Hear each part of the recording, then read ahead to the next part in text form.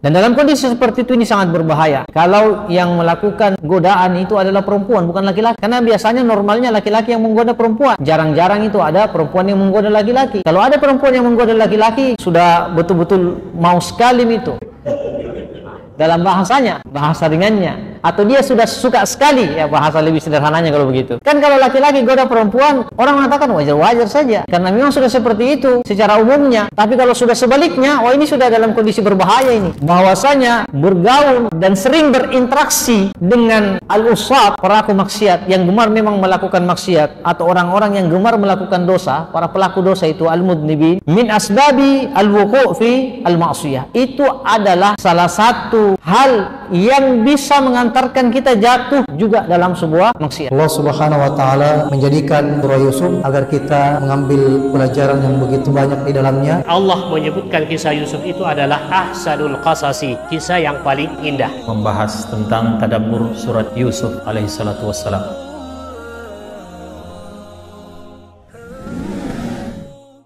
Dipersembahkan oleh, disponsori oleh.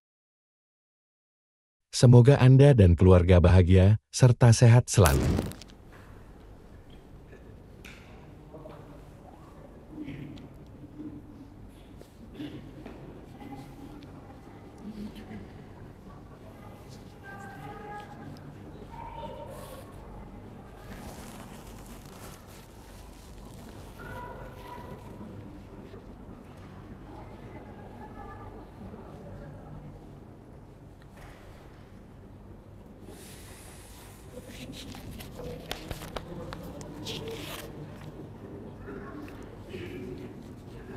Bismillahirrahmanirrahim. Assalamualaikum warahmatullahi wabarakatuh.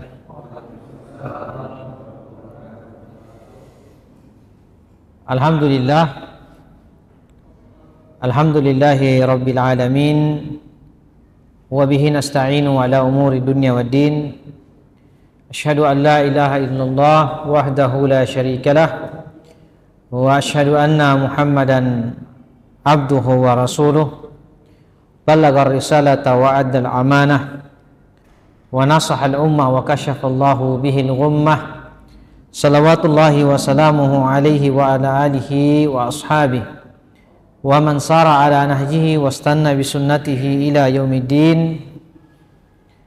Amma ba'd. Ma'asyiral muslimin yang sama dirahmati dan dimuliakan Allah Subhanahu wa taala, alhamdulillah kembali kita bersyukur kepada Allah Subhanahu wa taala.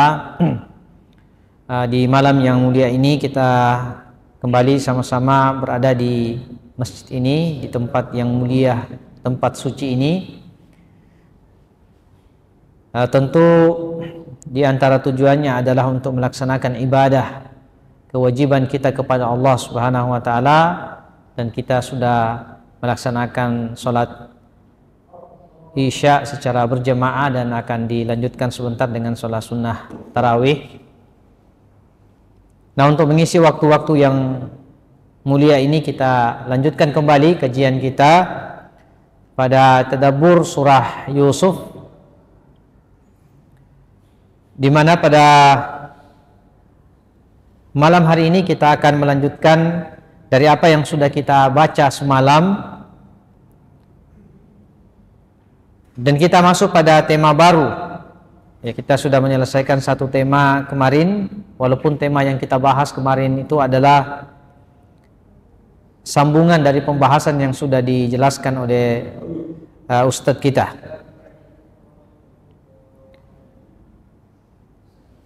Adapun tema kita malam hari ini sesuai dengan yang dituliskan oleh Syekh Dr. Nasir Ibn Sulaiman atau Salman Al-Umar.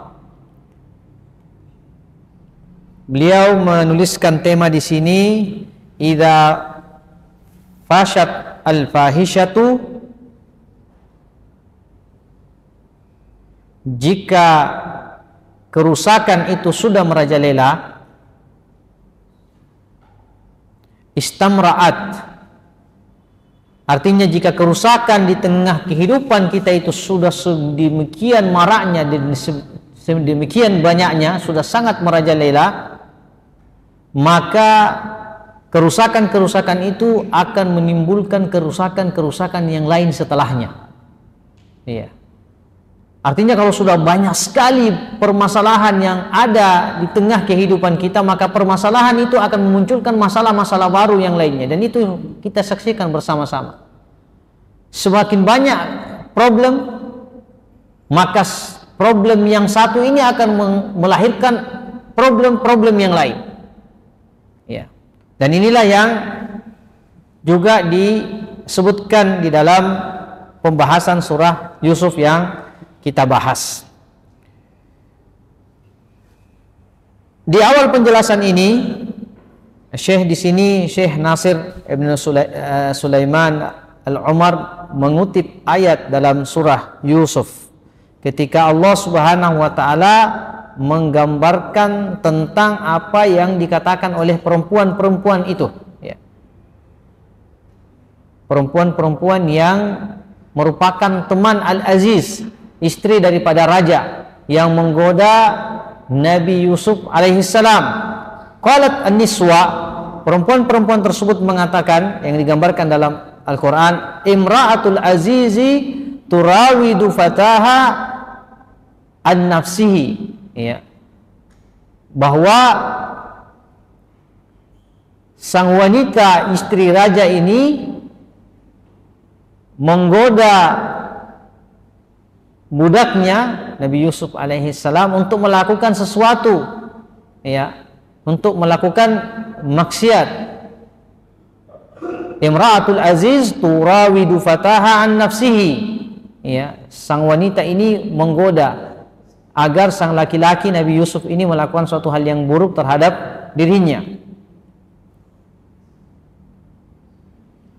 Nah, kalau kita melihat ayat ini, maka Allah Subhanahu wa taala memberikan gambaran seperti tadi yang sudah kita baca, imra'atul aziz turawidu fataha an nafsihi. Jika kita memperhatikannya, annahunna lam yakulna fatal aziz rawada sayyidatuhu. Ya, ayat-ayat ini tidak mengatakan bahwasanya secara langsung bahwa sang pemuda tadi Nabi Yusuf itu rawada sayyidatahu, ya, mengganggu atau menggoda tuan perempuannya.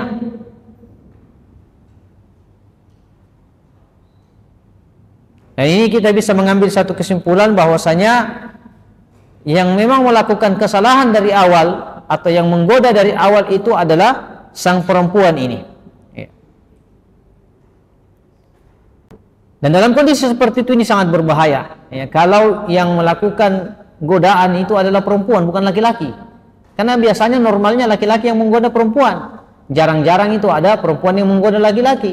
Kalau ada perempuan yang menggoda laki-laki, sudah betul-betul mau sekali itu dalam bahasanya, bahasa ringannya, atau dia sudah suka sekali, ya, bahasa lebih sederhananya kalau begitu, ya. Kan kalau laki-laki goda perempuan, orang mengatakan wajar-wajar saja, ya, karena memang sudah seperti itu secara umumnya, ya. Tapi kalau sudah sebaliknya, wah, ini sudah dalam kondisi berbahaya ini. Dan kalau sudah sebaliknya, itulah yang memudahkan orang terjatuh pada sebuah maksiat. Kalau laki-laki kepada perempuan masih bisa ditahan-tahan itu, ya. Misalnya perempuannya yang bertahan untuk tidak melakukan hal-hal yang tidak baik. Tapi kalau sebaliknya, wah, ini berbahaya ini, ya. Yang ada itu laki-laki tidak bisa tahan.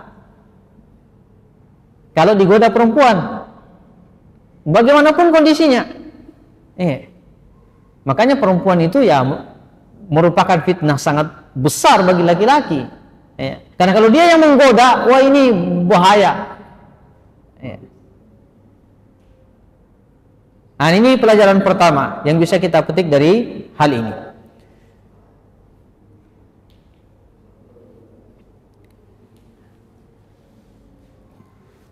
Di dalam penjelasan ini sebenarnya ada berapa ini? 1, 2, 3, 4. Ada 5 ya pelajaran yang bisa kita petik. Ya, pelajaran pertama bahwa asyamatatu bil usat wal mudnibin min asbabil wuqu'i fil ma'siyah. Ya. Bahwasanya bergaul dan sering berinteraksi dengan al-usat, pelaku maksiat yang gemar memang melakukan maksiat, atau orang-orang yang gemar melakukan dosa, para pelaku dosa itu al-mudnibin, min asbabi al-wuqu' fi al-ma'siyah, itu adalah salah satu hal yang bisa mengantarkan kita jatuh juga dalam sebuah maksiat. Mungkin pada awalnya kita bisa bertahan, di awal-awal mungkin kita bisa bertahan karena kita masih komitmen dengan mabadi, dengan prinsip-prinsip yang kita pahami. Tapi kalau pergaulannya sudah lama, sudah sangat cair, ya kita juga sudah tidak bisa membedakan kadang-kadang yang mana yang baik yang mereka lakukan, yang mana yang tidak baik yang mereka lakukan. Ataupun kadang-kadang kita masih bisa membaca ini tidak baik, tapi karena seperti itu pergaulan kadang-kadang ya kita tidak bisa lagi mengatakan wah tidak mau, saya tidak bisa ini, ya tidak baik ini. Awalnya bisa kita katakan seperti itu, tapi lama kelamaan ya ketika dia sudah pergaulan itu sudah sangat cair, sudah sangat berbaur, maka ini seringkali menjadi sebab kita sudah tidak bisa lagi mengatakan yang benar itu benar, dan juga tidak bisa lagi menyampaikan yang salah itu salah. Nah, makanya ini yang pertama, asyamatatu bil usati wal mudnibina min asbabil wuqu'i fi al ma'asi. Dan betapa banyak di kalangan kita ini orang-orang yang baik-baik pada dasarnya, tapi pergaulannya dengan pergaulan-pergaulan yang tidak baik, akhirnya juga dia terpengaruh, terkontaminasi dengan keburukan orang-orang sekitarnya. Ya, makanya kan kita selalu ingat ya, permisalan yang dicontohkan dalam hadis itu, berteman dengan penjual minyak wangi dengan ya al-kir, pandai besi. Kalau kita berteman dengan penjual minyak wangi, walaupun kita tidak dapatkan hadiah parfumnya misalnya, minimal kita bisa mencium aroma harum dari parfum-parfum yang dijual misalnya ya. Dan mencium bau harum itu adalah suatu hal yang kita senangi ya, karena tabiat kita ini suka pada yang wangi-wangi. Sebaliknya bergaul dengan orang-orang yang buruk, permisalnya seperti itu ya. Dianalogikan oleh Nabi SAW, berkawan, berteman dengan pandai besi. Bukan juga kita mengatakan jangan berteman dengan pandai besi, ini permisalan saja ya. Karena kalau tidak kena percikan api dari bara yang dibakar untuk membakar besi itu, yang minimal kita dapat baunya, bau asapnya. Dan tentu kita tidak senang dengan bau-bau seperti itu. Nah, ini permisalan ini ya, dalam pergaulan. Apalagi kita ini makhluk sosial, makhluk yang tidak bisa hidup sendiri, memang harus bergaul, harus berinteraksi satu dengan yang lainnya. Nah, tapi disinilah pentingnya kita berinteraksi dengan cara-cara yang baik, berinteraksi juga dengan orang-orang yang baik, pilih kawan-kawan yang baik, yang bisa mengantarkan kita kepada ketakwaan kepada Allah Subhanahu wa Ta'ala, bisa mengantarkan kita untuk tetap komitmen kepada atau di atas nilai-nilai kebaikan, nilai-nilai syariat yang telah ditetapkan dalam agama kita ini. Nah, yang pertama ini dijelaskan sini, as-sami li ibaratin niswa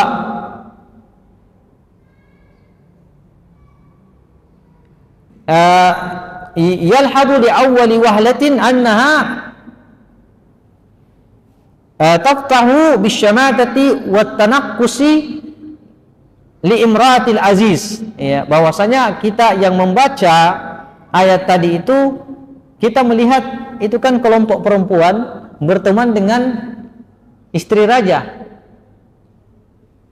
Begitu kan dalam kisahnya. Kelompok perempuan ini yang kemudian nanti mengatakan kepada istri Al-Aziz, turawidu fataha an nafsihi ya, itu adalah sekelompok wanita yang berkawan dengan istri raja ini ya.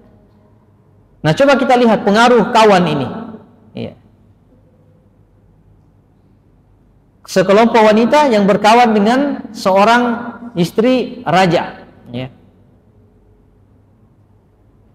Ini saling mempengaruhi satu dengan yang lainnya. Bahkan kelompok yang banyak ini dipengaruhi oleh temannya yang hanya satu orang. Walladhi yadhharu huwa anna niswa aradna izhara fadlihinna 'alaiha. Ya, kenapa mereka datang pada istri raja, sekelompok wanita ini yang kemudian nanti ya diperlihatkan Yusuf itu alaihissalam kepada mereka? Awalnya disebutkan di sini, mereka datang itu untuk memperlihatkan atau menampakkan ya bahwa mereka memiliki sesuatu hal yang lebih. Ya begitulah biasanya perempuan datang cerita satu dengan yang lainnya, ngobrol satu dengan yang lainnya, cerita ini keutamaannya, ini kelebihannya dan lain seterusnya. Ya seperti itulah memang mereka suka kumpul-kumpul. Datanglah sekelompok wanita ini ya kepada istri raja ini, niat awalnya adalah ingin memperlihatkan sesuatu yang mereka miliki. Walihada qala sallallahu alaihi wasallam fi hadis, inna kunna sawahiba Yusuf. Ya, kalian ini wahai wanita ya seperti dengan permisalannya seperti ya wanita-wanita yang ada di dalam kisah Yusuf itu, suka cerita satu dengan yang lainnya. Sebenarnya pertemuan, perkumpulan, perbincangan antara wanita sama wanita tidak jadi masalah. Yang jadi masalah itu kalau misalnya sudah jatuh pada perkara-perkara yang tidak dibolehkan, lalu kemudian sesama mereka ini tidak bisa melarang, tidak bisa memberikan peringatan satu dengan yang lainnya. Kan biasanya begitu, kalau saking akrabnya sudah sulit dikatakan, jangan begitu, ini tidak boleh.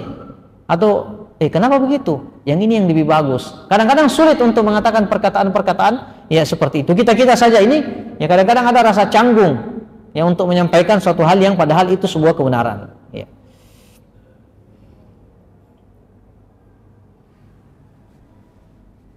Kemudian selanjutnya yang kedua, ya pesan yang kedua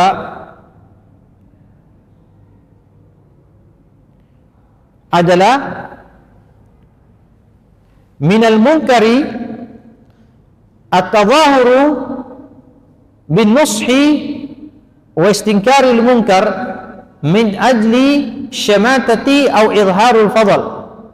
Merupakan sebuah kemungkaran atau merupakan bentuk kemungkaran seorang yang sok-sok menasihati ya atau sok mencegah orang daripada kemungkaran dengan harapan dia bisa mengambil hati orang tersebut atau ingin mendekati orang tersebut ya, kan ada biasa dia larang ya, atau dia sampaikan sesuatu hal yang baik, tapi tujuannya sebenarnya bukan itu tujuannya. Ada tujuan lain di balik apa yang dia sampaikan. Apakah melarang dari kemungkaran atau menyampaikan kebaikan kepada ya seorang. Apalagi ya min ajli syamatati au izharil fadl. Apalagi kalau kita ya melarang sesuatu ya dalam rangka untuk memperlihatkan kelebihan kita. Ya, ini disebutkan di sini ya. At-tadahuru bin nushi wa istinkaril munkar min ajli izharil fadl 'ala al-akharina aw syamatati bihim aw at-tanaqqus lahum wa nashri akhbarihim amrun sya'i'un fi zamanina hadha bainar rijali wan nisa ala haddin sawa ya. Cerita-cerita untuk mengangkat-ngangkat sesuatu atau melebih-lebihkan sesuatu ya, itu adalah perkara sebenarnya yang tidak terlalu baik, dan itu kata beliau di sini adalah merupakan satu hal yang fenomenanya di sekeliling kita terjadi di kalangan ya kumpulan-kumpulan wanita dan juga kalangan kumpulan-kumpulan ya para laki-laki. Yang parah adalah karena kadang-kadang perkumpulan seperti ini jatuh pada ghibah ya, wa huwa minal ghibatil muharrama allati tadullu ala dha'fi taqwa, dan ini ya suka ngangkat-ngangkat diri dan kemudian suka dipuji-puji ya. Manusia itu begitu memang tabiatnya, suka dipuji-puji ya, tapi ini adalah merupakan bentuk daripada ya kalau dia diangkat dia melemahkan yang lain, ini bisa menjatuhkan seseorang pada sebuah ghibah ya. Jika dia terjatuh pada hal tersebut, maka itu adalah merupakan tanda-tanda lemahnya ya keimanan. Kemudian yang ketiga,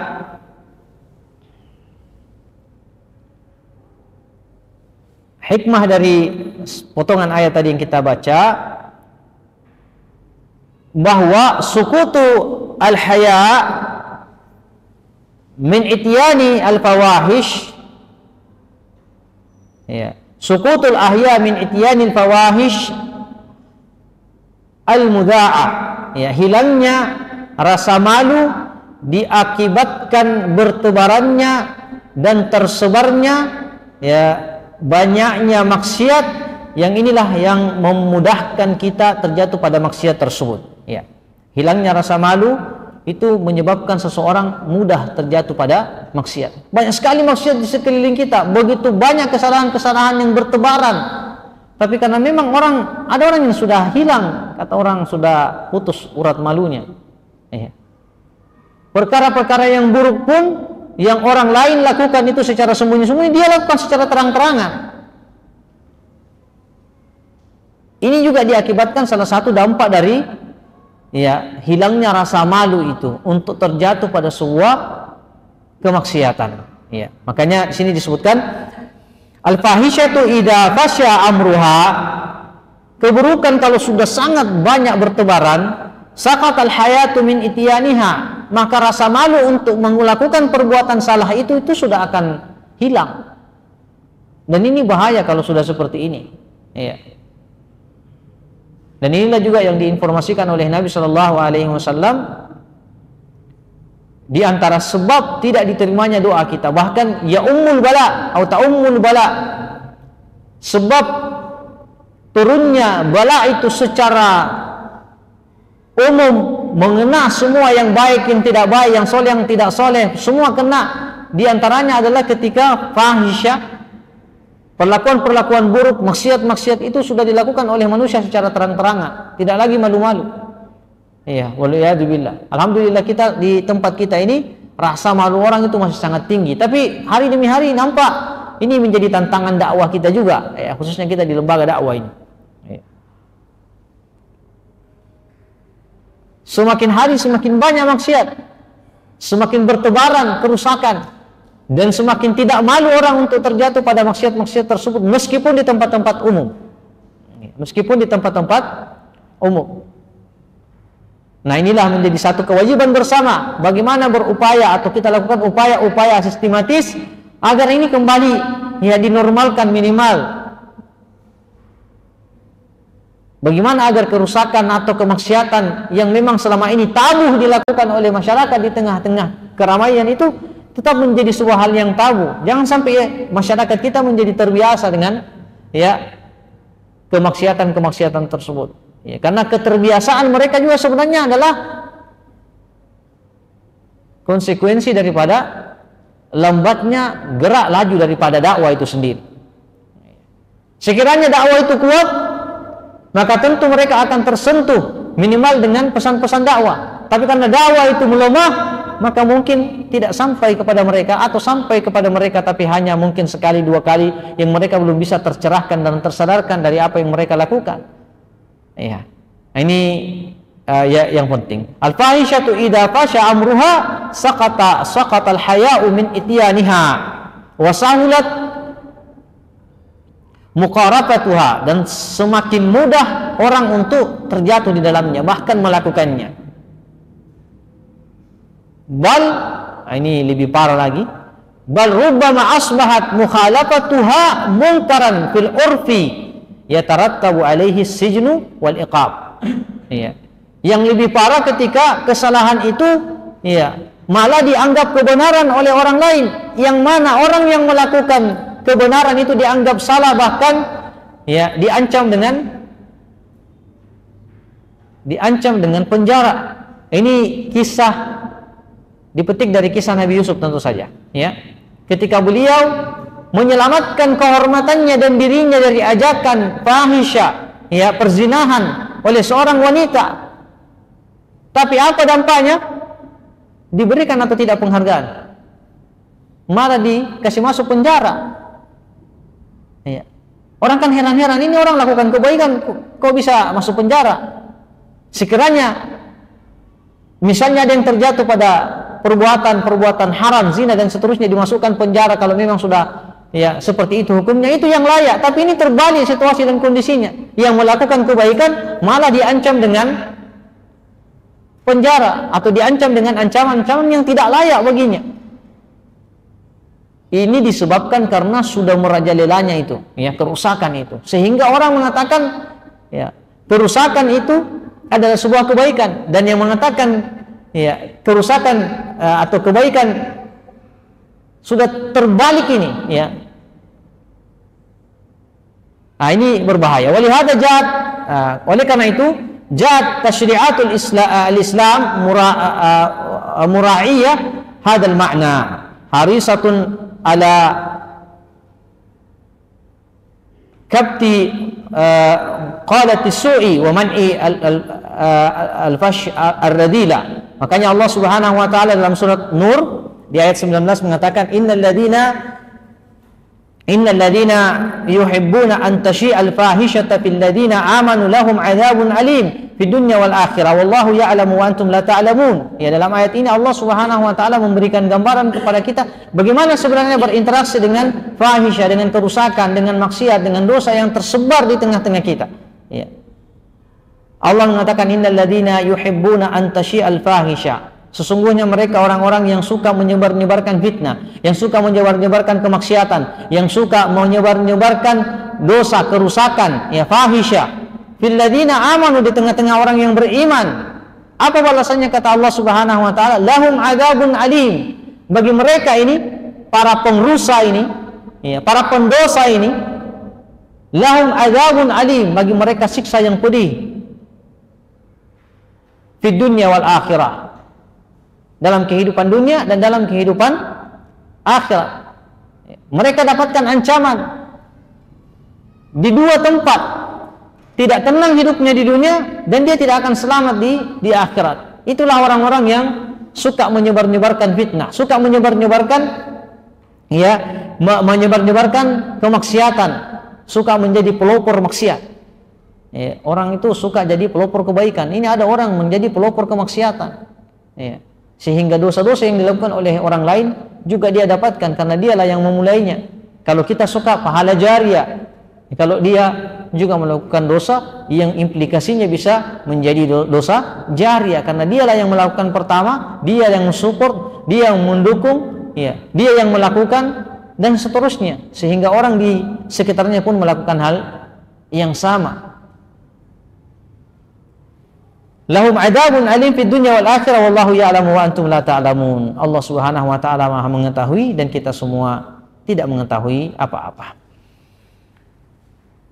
Kemudian wa min mura'atil islami li haddi min dzalika tasyri'uhu lil hudud. Oleh karena itu syariat Islam ini untuk menekan, ya, tersebarnya bentuk dosa seperti ini, maka dalam syariat Islam itu ada hukum-hukum tertentu yang sudah ditetapkan oleh Allah Subhanahu wa taala, di antaranya hukum hudud.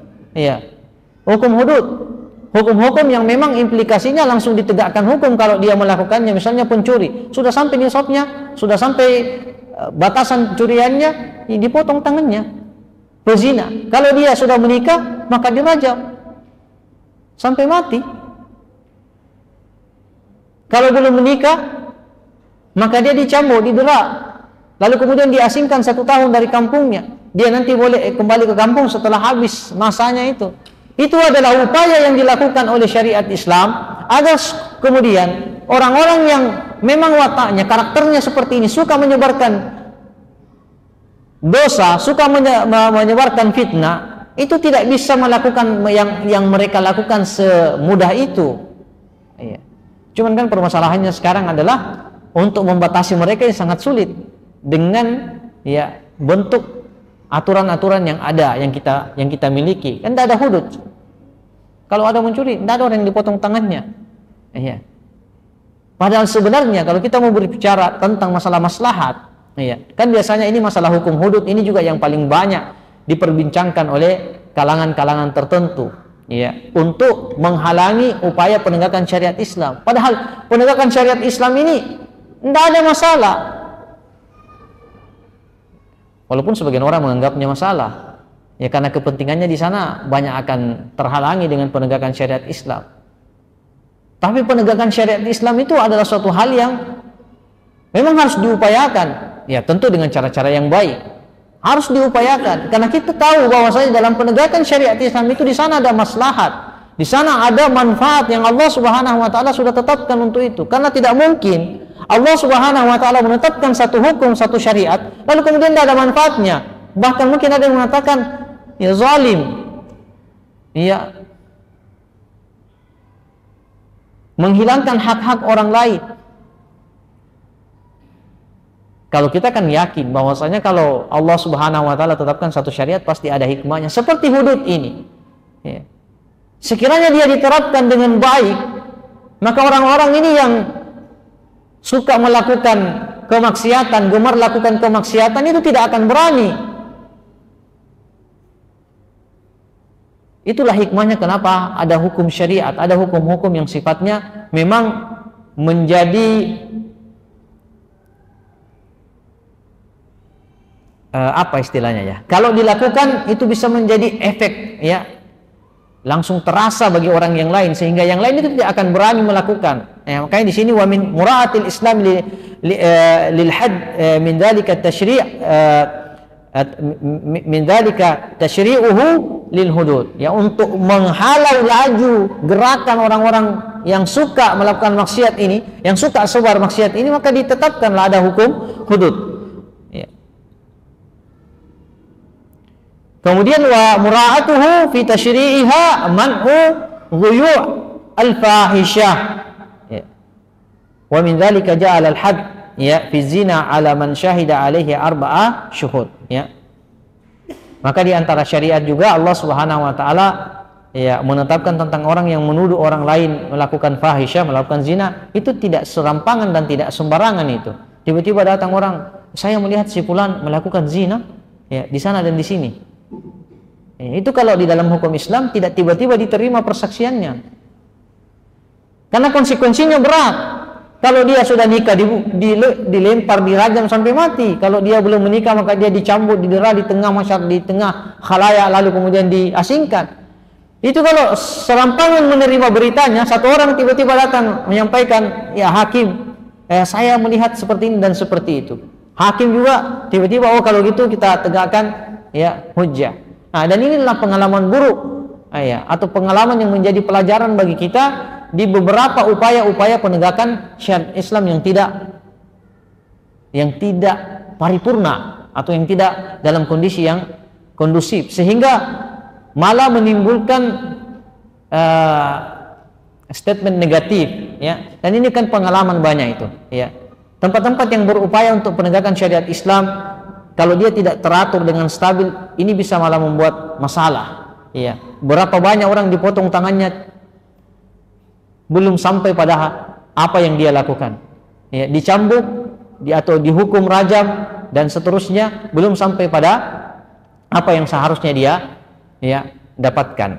Maka inilah upaya syariat. Maka orang yang mengatakan atau menyaksikan sebuah perzinahan itu harus mendatangkan beberapa saksi ya, agar persaksiannya itu bisa diterima, karena konsekuensinya ya berat. Intinya adalah bahwasanya hilangnya malu akibat bertebarannya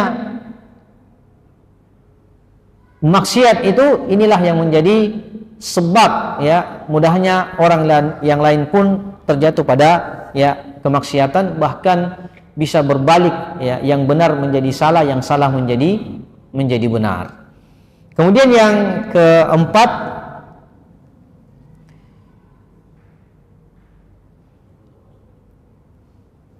hikmah yang keempat di sini ya, at-tafriqu fi at-tarbiyati baina al-mujahil wal mustaqir ya. Bagaimana pola interaksi kita dengan para pelaku maksiat, yang kalau dia melakukan maksiatnya itu secara terang-terangan, dengan orang-orang yang melakukan maksiat dengan cara sembunyi-sembunyi. Iya. Ini ada anjuran, ada hikmah juga bagi kita bagaimana bermuamalah dan bagaimana berinteraksi dengan mereka. Satu, melakukan maksiat terang-terangan, satunya melakukan maksiat juga tapi masih sembunyi-sembunyi. Iya. Nah, ini perlu ada pemisahan, ada cara interaksi yang berbeda antara keduanya ya, karena tidak adil rasanya kalau yang menampakkan dosanya di tengah khalayak itu diperlakukan sama ya atau orang yang tidak melakukan atau menyembunyikan dosanya itu diperlakukan sama dengan orang yang terang-terangan melakukan dosa. Dan inilah bentuk adilnya Islam itu. Wa hadzal ma'na yang bagi an yustafada minhu al-aba wal muallimuna wal murabbun. Dan ini adalah hikmah yang penting untuk diambil oleh setiap para kita orang tua, para pengajar, para murabbi, ya. Apa itu? Fayura'u hadhil qa'idah 'inda at-ta'amul ma'abna'i wat talamid. Maka inilah juga yang bisa kita terapkan ketika kita sedang mendidik, ya, yang guru di sekolah, yang dosen di kampus, atau kita yang sedang mentarbiyah di halaqah-halaqah tarbiyah kita, atau kita yang sedang mengajar di masjid-masjid kita, di tempat-tempat kita. Ini menjadi satu pelajaran penting. Seorang yang melakukan kesalahan terang-terangan dengan yang melakukan kesalahan tidak terang-terangan jangan dihukum sama. Iya. Apalagi ini biasanya, ya, kalau kita hidup di sebuah komunitas asrama misalnya, ya, kan biasanya itu sudah ada aturan-aturan baku yang dibuat. Ya. Maka ini aturan-aturan harus dibuat sedemikian rupa agar siapa saja yang berada di lingkup atau di lingkungan kita itu bisa merasakan keadilan dari sistem yang kita bentuk. Ya, karena kadang-kadang juga sistem yang kita bentuk ini malah kemudian menyebabkan orang lari daripada kita karena menganggap itu tidak adil dan, ya, tidak baik.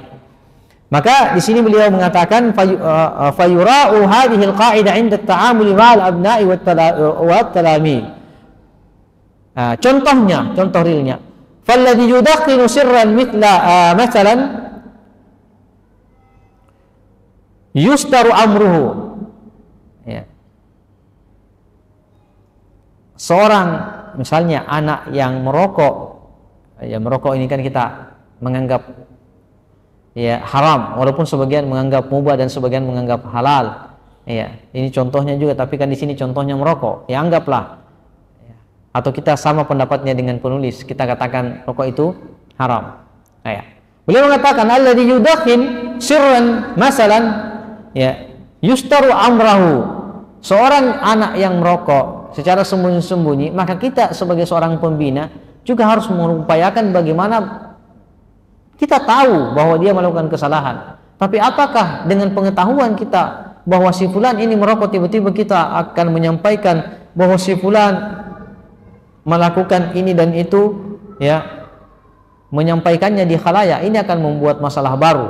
Maka ketika dia melakukan sembunyi-sembunyi, ya, kita pun harus bermuamalah dengan baik. Ya, karena tentu dia bersembunyi itu karena dia tahu bahwa dia melakukan kesalahan. Tidak sama dengan orang di pinggir-pinggir jalan merokok, dia memang sudah mengatakan ini halal, ini tidak apa-apa, bukan haram. Ya. Karena jangan sampai cara interaksi kita dengan anak yang tadi ini, kalau salah ini bisa berbahaya. Ya. Kenapa biasa ada istilah anak-anak kita yang kita bina itu, dia mengatakan, takalami, bukan saya yang melakukan tapi saya yang dituduh, kalau begitu saya akan lakukan saja. Ya, karena pola interaksi kita yang salah. Ya, kita bukan menyadarkan dia, kita malah memperparah dan memperburuk situasi dan kondisinya. Ya. Ini pengalaman-pengalaman menghadapi, ya, orang di asrama ini. Ya, apalagi kalau sudah sampai 1000-an lebih orang dihadapi dengan karakter yang bermacam-macam. Ya, ini harus bijak betul. Ya, kalau tidak, itu biasa semakin parah. Ya, yang awalnya misalnya dia tertuduh mencuri, ya, tertuduh, ya, belum kita bisa buktikan, boleh dia, boleh bukan. Tapi kalau kita tidak bisa mengelola berita ini, informasi ini dengan baik, ini akan menjadi masalah besar, ya, bagi orang-orang tersebut. Sama seperti tadi, ya. Akhirnya biasa kadang-kadang ada anak-anak kita mengatakan, ya biarlah, ya, takalami.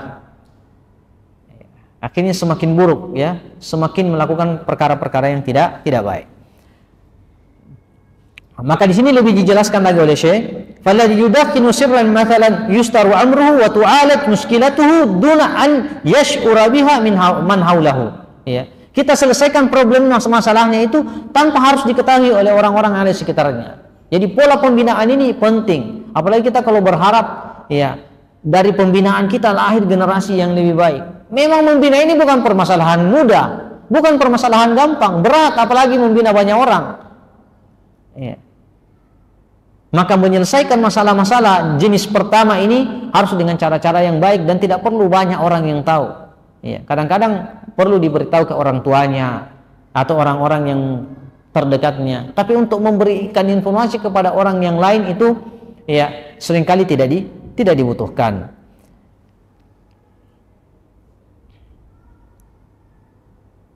Ya.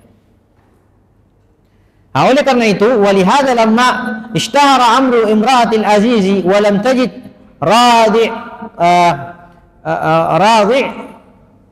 tamadat. Ya, ini sang wanita tadi, istri raja tadi itu, ya kan sudah sangat suka kepada Yusuf alaihissalam.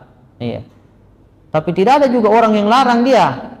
Ya. Maka kesukaannya itu, rasa sukanya kepada Yusuf itu semakin menjadi-jadi, semakin besar. Ya.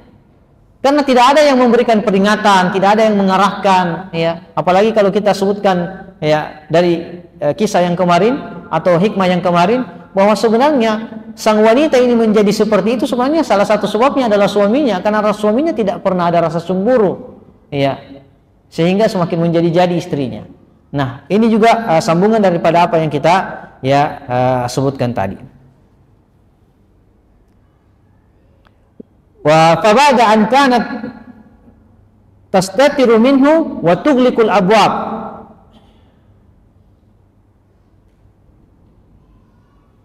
Wa ta'udduhu fi'lan yastawjib al-uquba wa yalzam al-firar minhu walau bil kadhib wal inkar.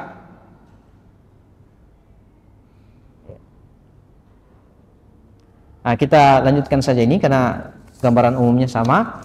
Kemudian yang paling terakhir di sini dijelaskan tentang hikmah perjalanan Nabi Yusuf alaihissalam dalam bentuk pertanyaan. Hal tamanna Yusuf al-bala? Apakah Yusuf berharap mendapatkan ujian? Ya. Wa min fawaidil muhimmati ma najiduhu min faz'i Yusuf alaihissalam ila rabbihi wa maulahu subhanahu wa ta'ala faqad nadahu bi ismi ar-rububiyyah qala